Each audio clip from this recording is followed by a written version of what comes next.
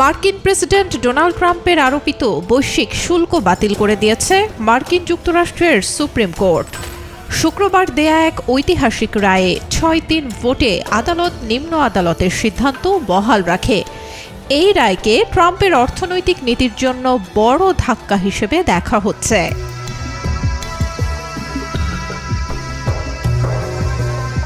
রায়ে প্রধান বিচারপতি জন রবার্টস বলেন, শুল্ক আরোপের ক্ষমতা প্রয়োগ করতে প্রেসিডেন্টকে কংগ্রেসের অনুমোদন দেখাতে হবে, যা ট্রাম্প দেখাতে পারেননি। মার্কিন সংবিধানে কর ও শুল্ক আরোপের ক্ষমতা কংগ্রেসের, নির্বাহী বিভাগের নয়।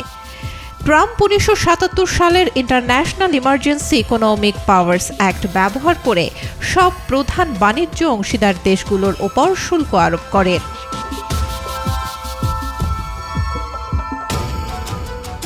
ট্রাম্পই কংগ্রেসের অনুমোদন ছাড়া এই আইন প্রয়োগকারী প্রথম প্রেসিডেন্ট। আদালত তার এই পদক্ষেপকে সাংবিধানিক ক্ষমতার সীমা অতিক্রম বলে আখ্যায়িত করেছে।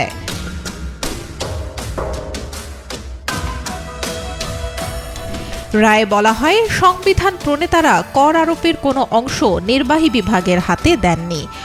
তবে বিচারপতি স্যামুয়েল আলিটো, ক্ল্যারেন্স থমাস ও ব্রেট ক্যাভানা ভিন্ন মত পোষণ করেন। তাদের মতে শুল্কনীতি বুদ্ধিমানের সিদ্ধান্ত কিনা তা আলাদা বিষয়, কিন্তু আইনের ভাষা, ইতিহাস ও নজির অনুযায়ী এটি বৈধ হতে পারে।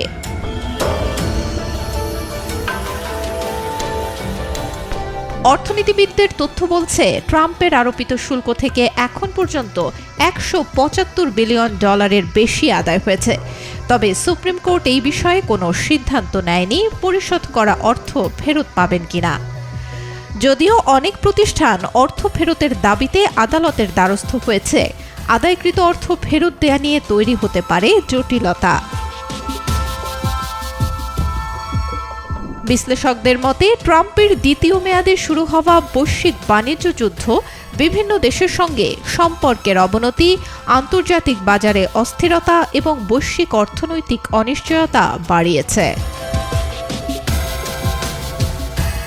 ট্রাম্প এর আগে দাবি করেছিলেন, শুল্ক যুক্তরাষ্ট্রের অর্থনৈতিক নিরাপত্তার জন্য অপরিহার্য। শুল্ক না থাকলে বিশ্ব তাদের নিয়ে হাসত।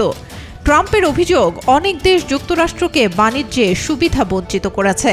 তবে সুপ্রিম কোর্টের এই রায় যুক্তরাষ্ট্রের বাণিজ্য নীতি ও বৈশ্বিক অর্থনীতিতে গুরুত্বপূর্ণ প্রভাব ফেলবে বলে মনে করছেন সংশ্লিষ্টরা।